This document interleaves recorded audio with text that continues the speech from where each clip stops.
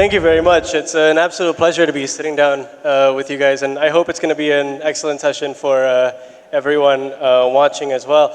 We'll dive straight into our topic at hand, starting with you, Jerome, because obviously you've been a content creator for a while now. You came from a background of mathematics, and now for how long has it been since you've founded Mantappu, if I may ask?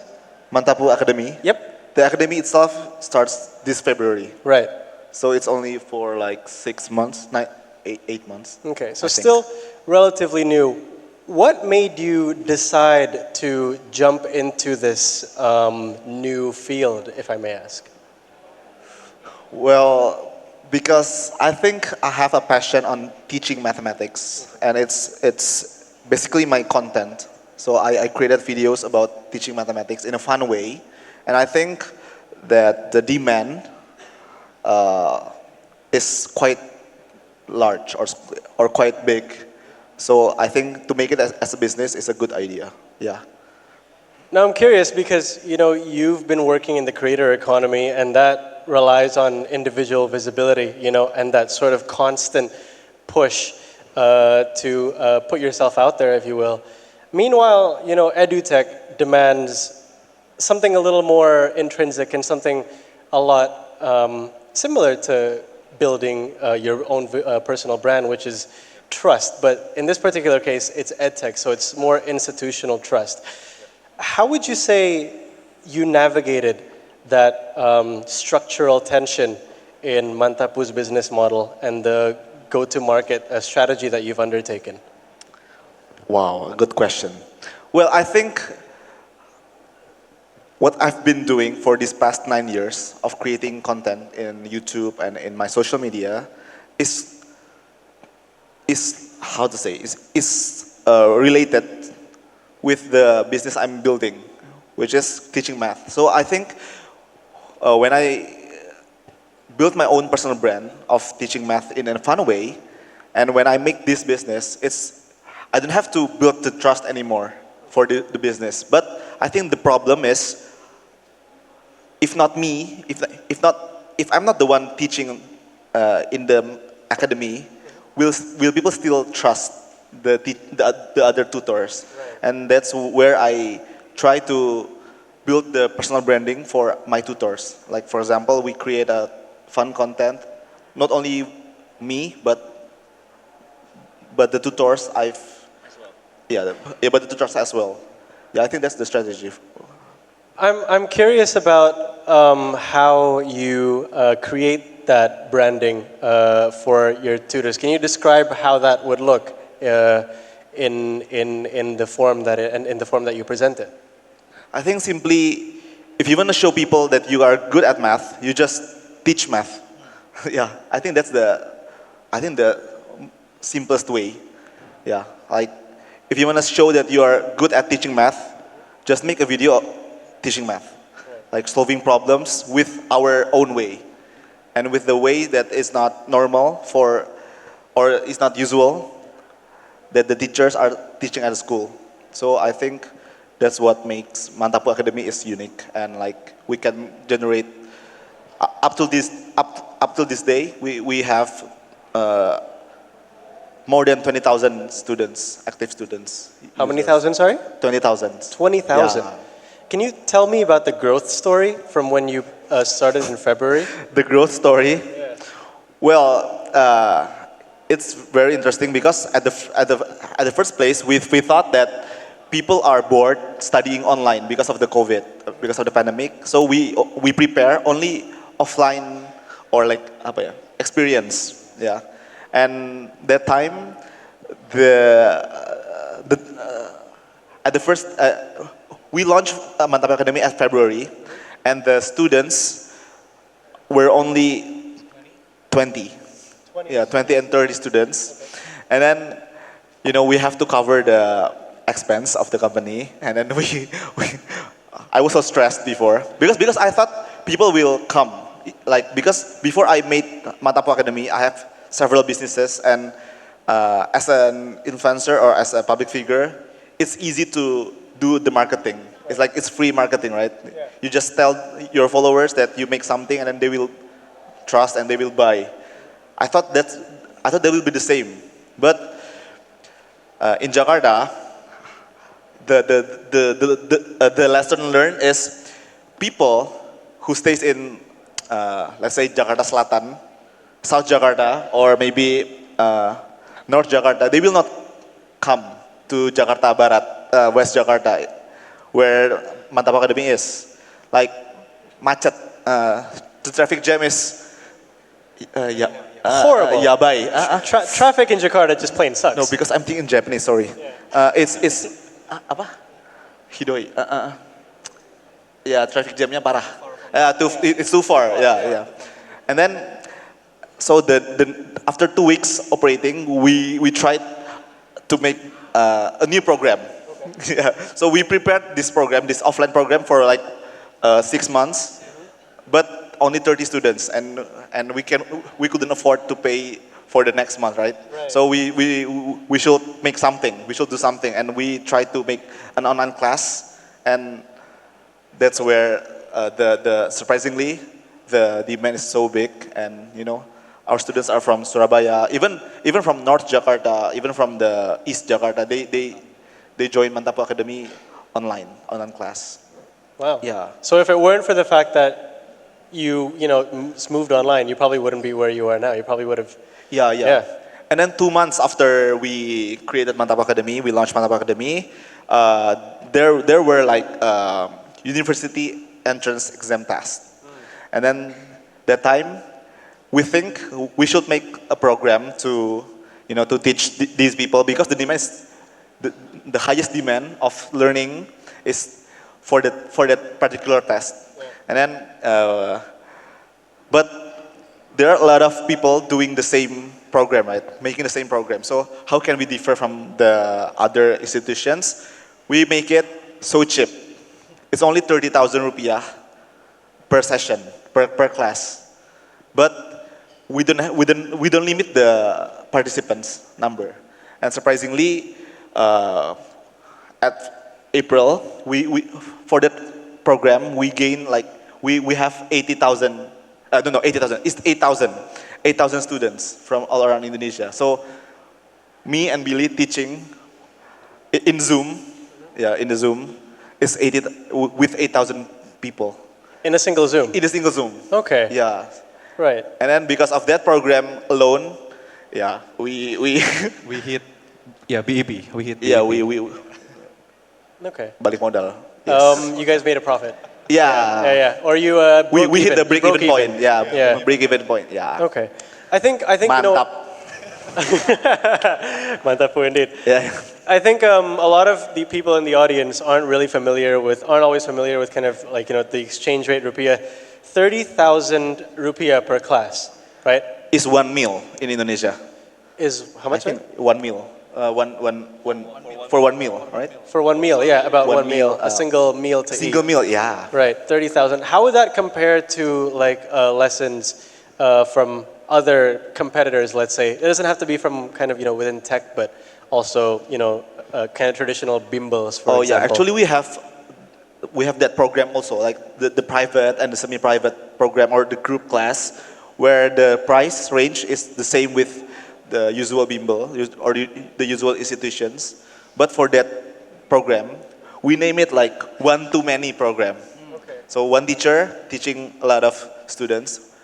We have the like sweet spot, right? It's around 30,000. 30,000. Yep. Now, let's kind of move forward with the next question. I mean, from a talent and content, perspective, how would you say you systemize the creativity without diluting the authenticity, particularly within Mantappu? And because obviously that sort of brand is the very asset that built your audience in the first place. So how do you maintain that? Well, I think from my journey as a content creator, it's so hard to be very authentic or very original, or to be very idealistic. Because if you want to be idealistic, maybe you can strive, but how to say? From the statistics that I studied from my own Instagram and from my own social media.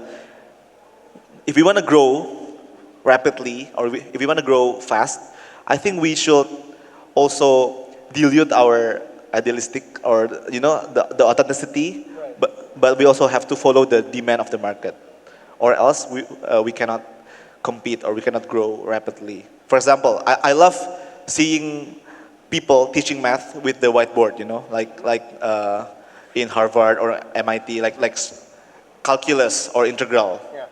Anybody like integral? No? Oh, enggak ada. Ya udah. And then We do.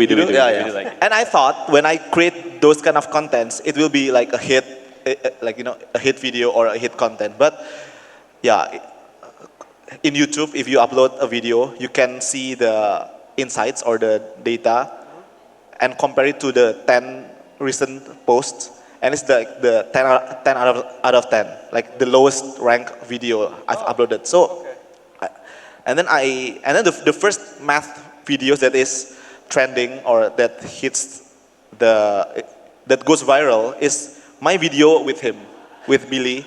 So we made back then in 2019. Back then we made a math battle video. A math battle. Yeah, so me and him competing in a video. Yeah. And then people say that it's very entertaining, even though they don't like math, even though they hate math so much, they still watch it because they get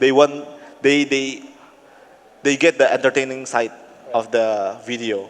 And and from that, I learned that if you want to grow something or you want to grow a business or content, you should not be too idealistic, I think. Yeah, you should dilute your authenticity and follow the market.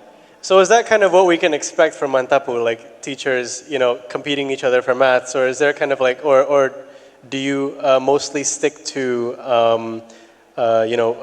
traditional teaching methods through the content that you produce on Mantappu Academy? Yeah, I think we make various contents. Like for example, teacher takeovers. Like not only they teach math, but they show their daily life. For example, we also show our daily life in the office, and then we show the personality of the teachers. And yeah, I think various contents, not only teaching math. Yep. I'd like to move on to you, Jehian. Yes. You can call me Ian for short. Pardon? Ian. Ian. It's easier, right? You got it. That's My definitely name is easier. Yeah. difficult, Thank you very much, Ian.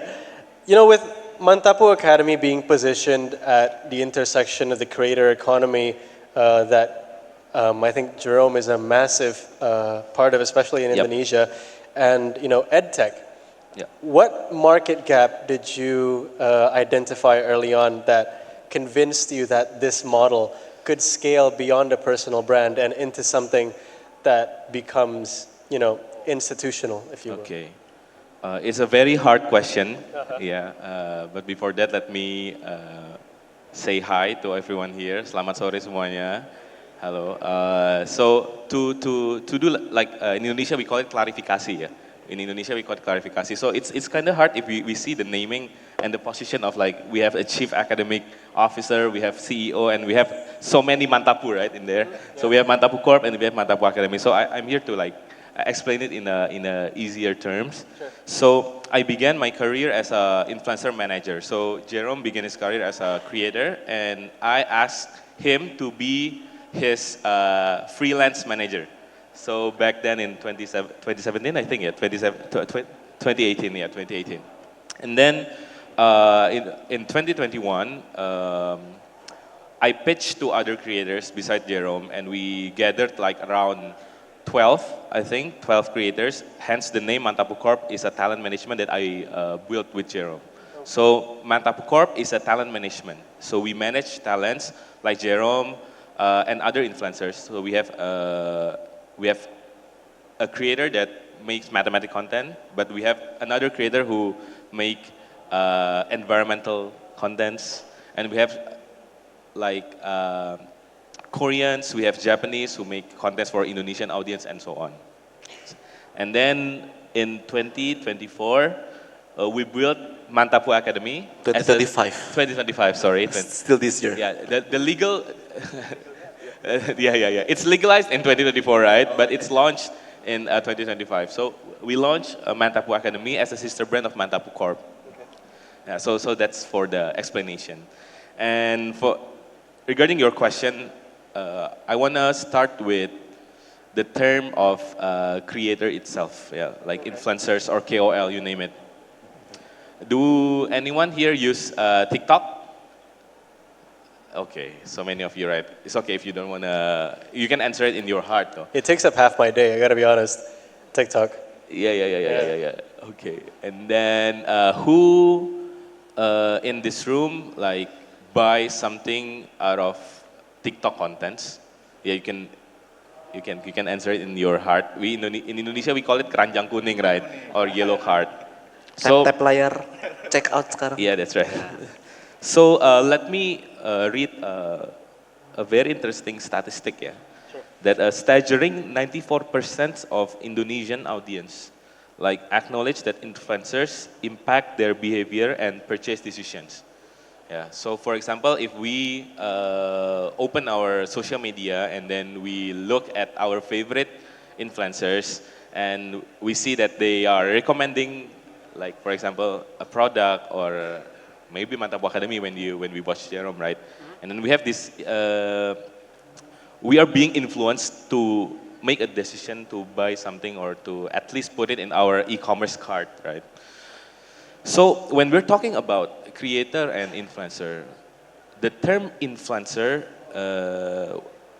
is very, very powerful beyond as a mere marketing tools.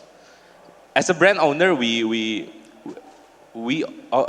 as a brand owner, usually we put KOL marketing or influencer marketing as part of our division in the marketing division, right? Because that's one of the channel that we can use to market our product. But if you're looking at if you're seeing it from my perspective as a talent manager, we see content creator and the creator economy more than just a marketing tool. We can see creator as a future entrepreneurs. We can see influencer as a business owners, future business owners. And we can see the cycle of a content creators. For example, they usually start making content as a hobby, right? They use, maybe they work full time and they do content creating for fun and using it part-time. And then when they gain tractions, when they gain views, and then like some brands reach out to them and then would like to do some endorsement, right? And then they start to gain money from that or they gain revenue. And then there is a point where they reach decision-making factors that whether we want to do content creating for a living or do we want to do content creating like for just a hobby gitu, with our own full-time job. And when we categorize influencers or when we categorize creators in the category of doing content creating for a living, you can see like there is a very, very big opportunity for a content creator to make their own brand instead of like only being used in a way to market other people's brand or products, right?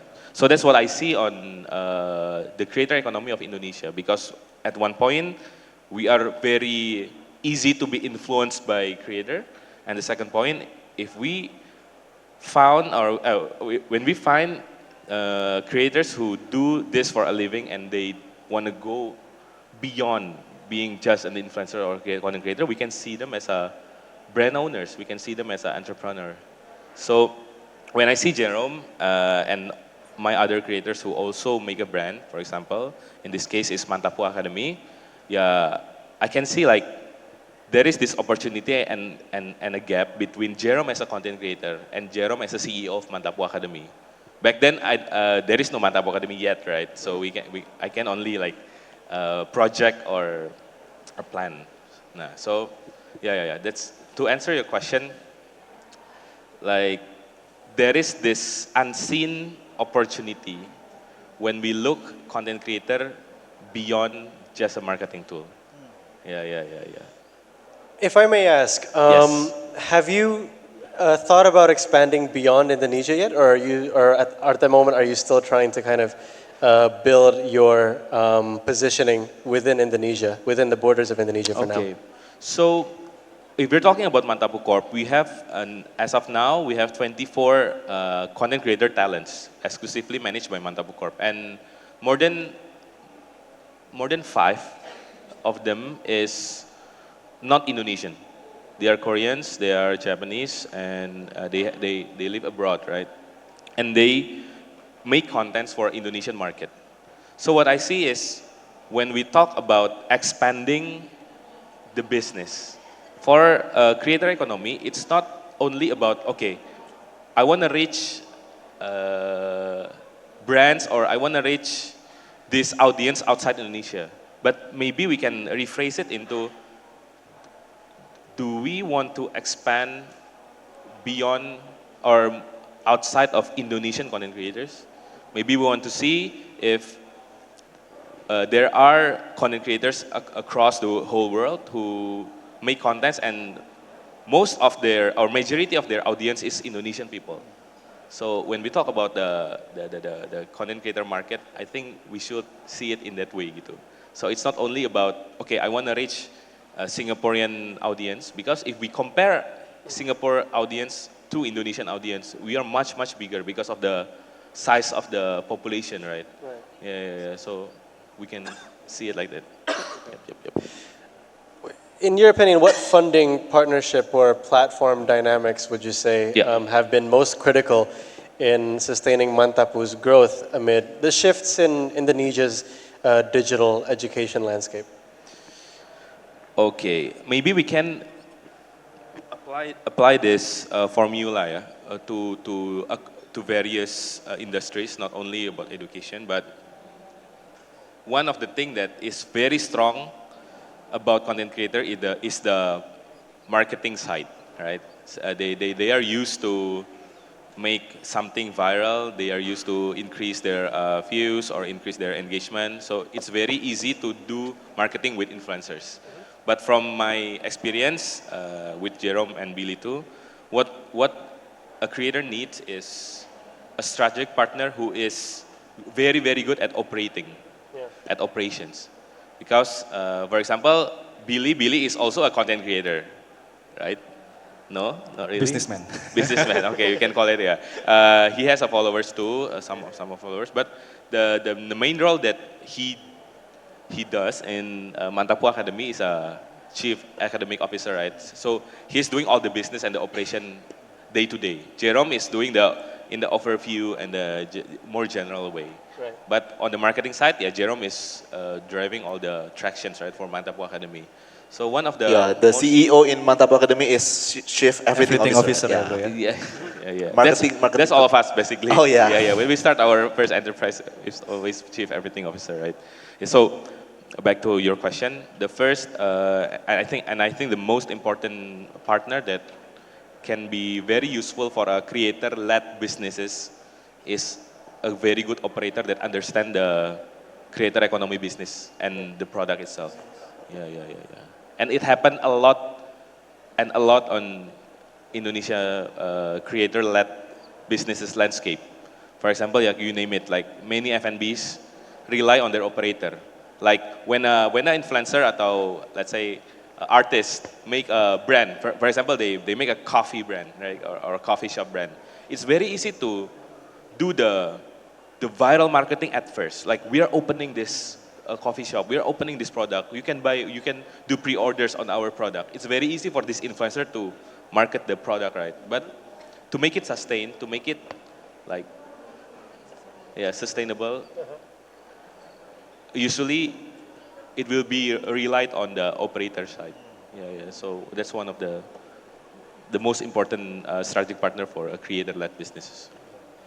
I think that's a great way to jump straight into the operation side, specifically to Billy.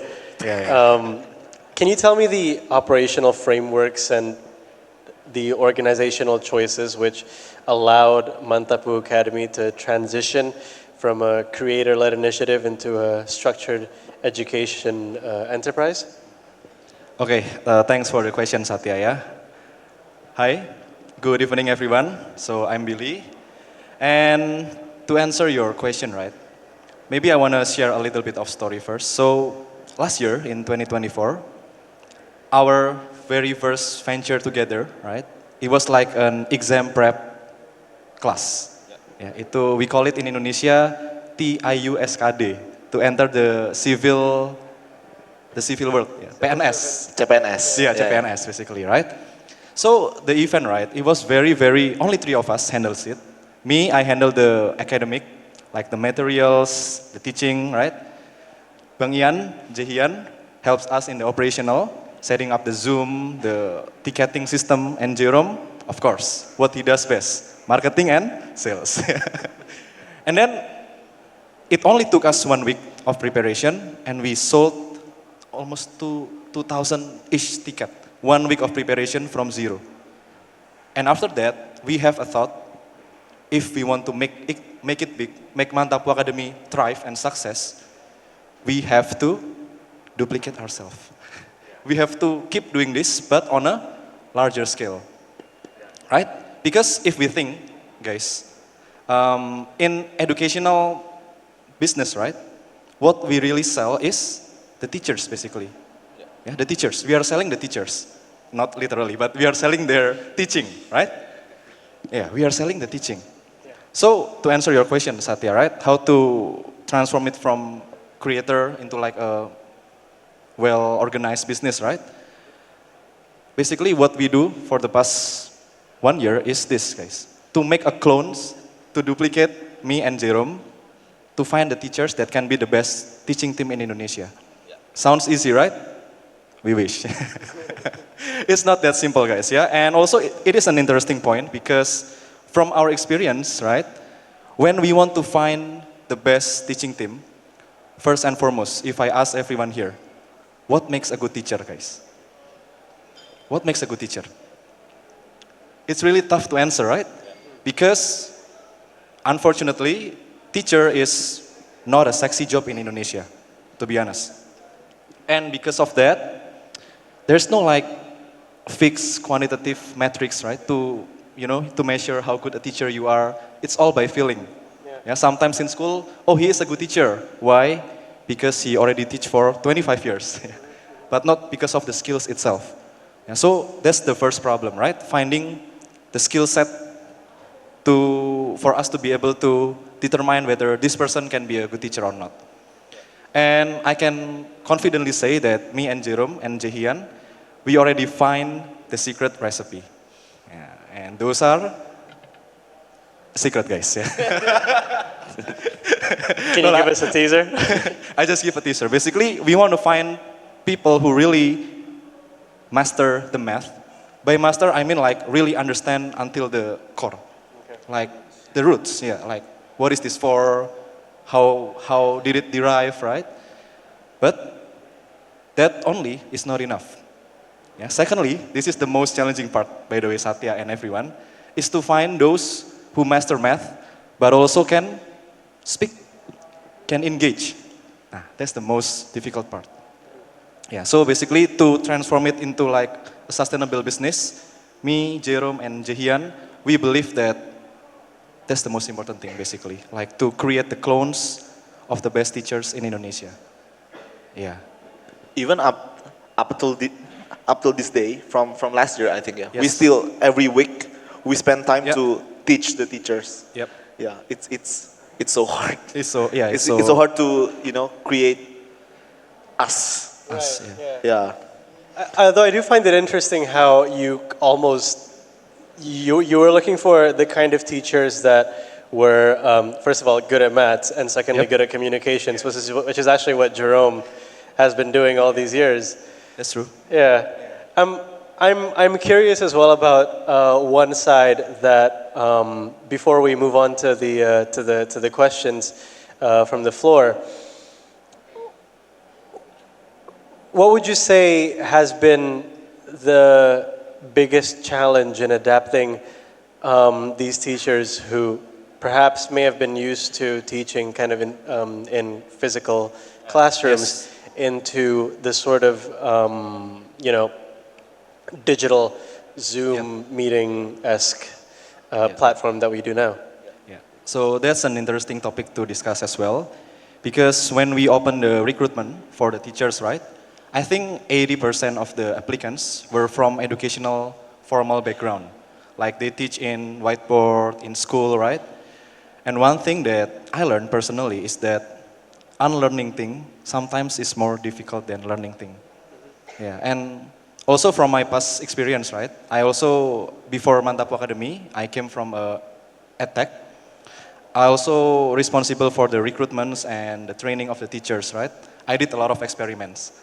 Like even as simple as, do teaching experience matter? Yeah, and I can say from my own experiments, right? My own hypothesis is that for us to create me and Jerome's kind of teaching way, yeah, we prefer to have teachers with some experience, but not much. Let's say like 1 or 2 years of experience, right? Because if you've been teaching the traditional way for like 6, 7 years, it'll be very tough for you to adapt, right? If that makes sense. Yeah, so that's the biggest challenge.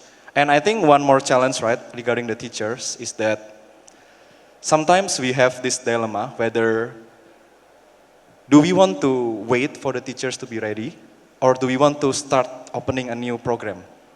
Yeah, I mean like when the teachers, actually they're good teachers, right? But Jerome and me, we have like different standards. And that's the tough part because there's no benchmark here. We are doing something very, very new, like really new. Yeah, there's no benchmark. So yeah, there's sometimes the dilemma as well, Satya. One final question before we move on to the Q&A. I promise we will get there.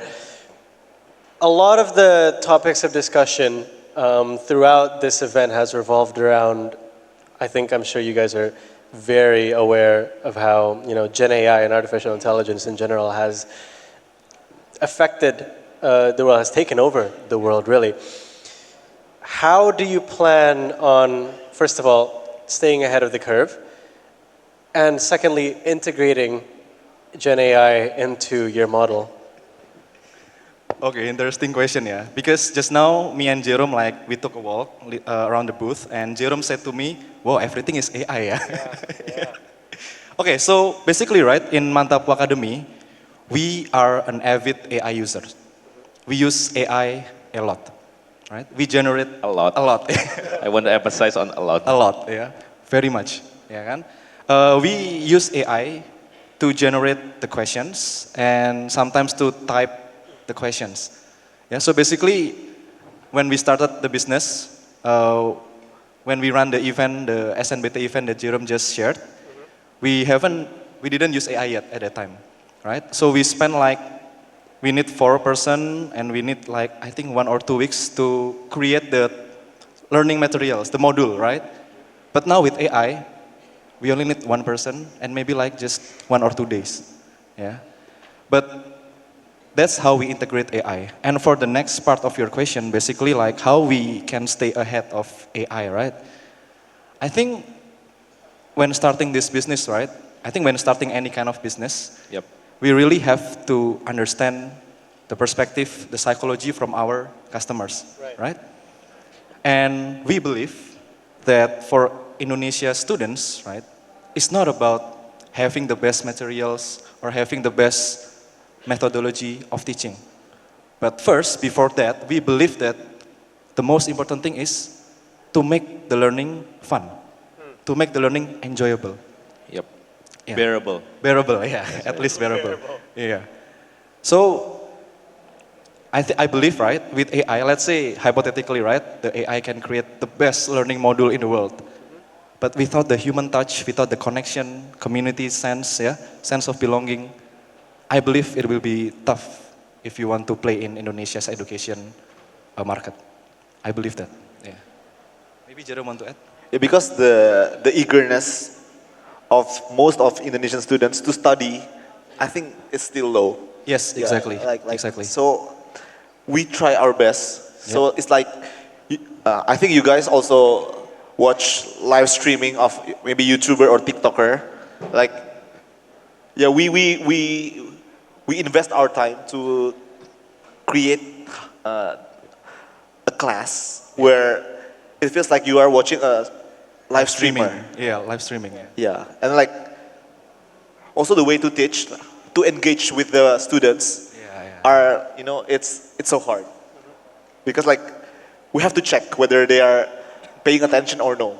So I think that's the challenge, and also that's where Mantappu Academy is unique and it's hard to copy, even with AI. Yes. The human touch and the Performance, I can the say. performance. The performance, So we train our teachers to be a performer. Yeah.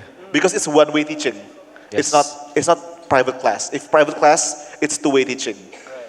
But in our class, in our one-way class, it's one-man show, or like it's a one-way teaching. So yeah, one to many. So yeah, the teacher we make sure the teacher is able to engage with the students. Yes. Can maintain their attention throughout the lesson, right? Yeah. For example, our teachers, one of our teachers developed his own way of teaching. Like he said, like if 90% of you can answer this correctly, I will do push-ups. and then the students really pay attention to his teaching, and then they all can answer the question correctly, and then the teacher did some push-ups. It's like that. That's a really interesting way of keeping their attention. Yeah. And that's I think it's our generational challenge, because if we only stay with the old ways of teaching, I don't think Gen Z and Gen Alpha will pay attention. Yeah, because I think our focus span or attention span is getting lower each day. Shorter. It's getting shorter. Even sometimes, I want to add on a little. Sure. Sometimes, like me personally, I also encourage the teachers to play Roblox. To like learn the trends now in TikTok. The video game, Roblox, the video game. Okay. So that we can stay relevant to the kids. Yeah, we can like talk in Roblox language, like oh, what you wanna hike? Because there's like mendaki gunung, it's like hiking the mountain games, very popular among the kids, right? Yeah, and also to be honest, we also like to. Me personally, like I like to watch like live streamer. Let's say like Winda Basudara, Speed, and we actually learn something from them, and we apply it to our class. Yeah. So we really want to push this, like touching the personal and connection and fun side. Yeah. Even if they hate math, or even if they don't want to learn math, but they still want to come to class. Yes. And we can see it from the retention. Like maybe 95% still stays from the beginning until the end. Because if online, we have no absency. We have no like attendance rate. We don't have such those, but we can see from the participants that always come to the Zoom. And we also have recordings. You can also just watch the recording, but people still come to the class. Why? Because I think it's fun. And plus they can also interact with the teachers as well if it was live, right? Yeah. And I think that's not the essential things, not the main things, but I think that's one of the most important things these days. Yeah. Yes. Very interesting. Let's jump straight into the Q&A sessions. We already have some questions already on the board here. Let's start from the top for Ian. What was the hardest part of turning a personal brand and YouTube channel into a corporate entity? Wow. Okay. When we talk about personal brand and a YouTube channel, there is the word personal, right? And that personal tends to be like someone like Jerome. When he started Nihongo Mantappu is the name of Jerome's YouTube channel. And if some of you guys here are the subscribers of Nihongo Mantappu, you know that Nihongo Mantappu have a lot of other talents besides Jerome. For example, Billy is one of them. Again, you appear a lot on Nihongo Mantappu, right? Yes. And Jerome have his Japanese friends, Tomo, Yusuke, Seda Boys, and several like Japanese girls. That's right, Japanese girl content creators appear on. Even Jerome made contents with like an ex-JKT48 member who went to Japan. Yeah. So, but if we want to like simplify Nihongo Mantappu, we always say Nihongo Mantappu equals to Jerome. There is no Billy, there is no me as his manager, there is no his Japanese friends, right? So when the question is how to turn this personal brand of a YouTube channel into a corporate entity or a well-structured organization, the first thing that we should do is to make this personal, have an interest to change it to something more structural. And that's the most challenging part, because as a YouTuber or as a content creator, we can categorize them as a artist, atau in Indonesia we call it seniman. And if we're talking about seniman, they have this kind of idealism, right? It has to be like this. It has to be my way. It has to be on my schedule, on my mood. If I want to post it, I'm gonna post it. If it's not on, if I don't have the mood to post it, I don't want to post it. But if we're talking about like something structured, we have schedules, right? We have these routines. For example, you have to post it on this day. You have to do it on whether you like it or not on this day. Yeah, and that demand very, very much effort on the personnel itself, like Jerome. So the first thing that we do on Mantappu Corp, if somebody or one of our talent want to make a brand or develop a product that will turn into like a structured organization, is to make them know and make them want to know that this world is a very different world that you live than what you live in right now. Yeah. And that's the most important thing here. For example, like there is a lot of time where me and Jerome, we debate a lot on how to do the business things, right? Because turning a content creator like Jerome into a businessman is not an easy task, gitu. And I think he has a lot to tell to you guys too. For example, give me one example. Like what is the most like surprising things from creator into like something very well structured? Wow. Yeah, I think there are a lot of things I personally learned. Like for example, finance. Yeah. Or maybe legal. Yeah. It's not only creating something. It's not only teaching, but like the unseen part of the business. That's where I learned a lot. Like leadership. Yeah. I think if only me teaching and that's the only product, I think it's easy.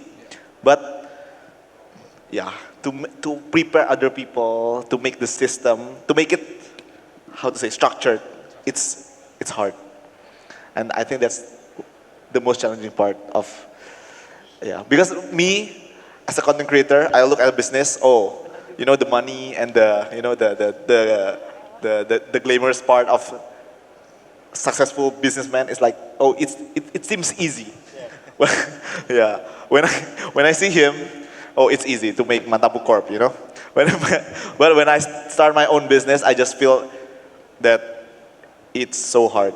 Even he helped me a lot for the finance, legal, and other things. But I still feel so overwhelmed with being a businessman. Yeah, I think for making a system, Yeah. Or maybe like one word for it is like compliance. I think compliance. Yeah. Because when we are a creator, we don't have these variables of many things to comply for. And when it turns to something like structured, we have to do this many compliance with a lot of other institutions or other partners, right? Yeah. And it's very hard for Jerome at first. Yeah, me and Billy, like we create a program like for 1 week, and it's done. But like we don't even think of others, like the operational, the details. Right. So at first, I just moved by myself. Like as a content creator, I have this habit of, I just want to create this and then I just upload it. But for business, like I should tell people, I should tell the finance, I should tell the legal, we want to make this. I should tell my plan beforehand. And I think it was the hardest part from me because I used to work by my own self, right? Yeah. By myself. Yep. The coordinating bit. Yeah, right? coordination. Yeah. The coordination, I think that's the hardest part. Yep. All right, final question for you boys before we wrap the session. Nobody can predict the future, but I'm going to ask you to predict the future anyway. Looking at the next 3 to 5 years, what do you think the creator to company playbook would look like for others, other influencers, other content creators like you? who are seeking to build an influence-backed but scalable business in Indonesia's digital and creator economy? All of you may answer. Okay. Yeah. Dear? Me? Oh, okay. So maybe for me, let me look at the question first. And okay, the creator to company playbook, like I think it's going to be a very powerful force in the future. Because it's part of the creator economy, and I believe like the creator economy is getting bigger for the next year and the next 5 years or the next 10 years. But first thing first, if you're looking, if you're a future content creator, if you are a content creator right now and you want to do all these things to make a business or to make your very santai routines into a very tight and scheduled routines,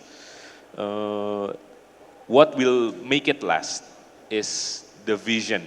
Yeah, it's a cliche answer, I know, but it's a very hard thing to do as a content creator for me, because many content creators, and including some of my talents too, if I can say, look at businesses as a money-making tools. So, okay, I got AdSense from my contents, I got endorsement from these brands when I do marketings, but I want more. So I do affiliating, for example. I do affiliating, and I want more. So I make my own brand, I make my own product, and I sell this product. I make my merch, I make this. But it won't last long if the vision for it is only for just another money-making vessel, right? So we have to find what will drive this business more than you. Because you're going to make this last longer than you as a content creator, right? Because sometimes in the future, maybe you will have kids, maybe you will have you start your own family, or you're going to marry someone, and maybe somewhere in the future, you're thinking to yourself, I want to stop making content.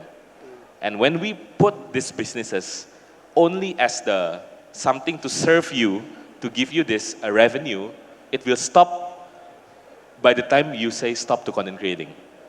But if you put some vision and fire into this business or spirit, when somewhere in the future you think to slow down in content creating, or you think to, maybe you'll stop making contents, maybe you'll stop making contents, but these businesses will still run whether you still make contents or not. Yeah. For example, like what Jerome said and Billy said, when they want to duplicate or clone the best teacher system or the best teaching system in Indonesia.